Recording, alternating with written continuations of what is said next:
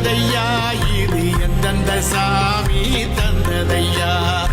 எத்தனை பாட்ட சொன்னதையா சுத்துற பூமி கண்டதையா அடிச்சு வீசும் காத்துலையும் அந்த தகப்பராச சுத்துதையா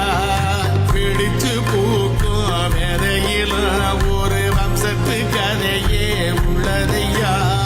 100 தலைமுறை சேர்ந்து செதுக்குன ஈர நலம் இது பாறையா வாழும் வரையிலும் நீயும் விதைக்கிற கடமை இருக்கு கேள்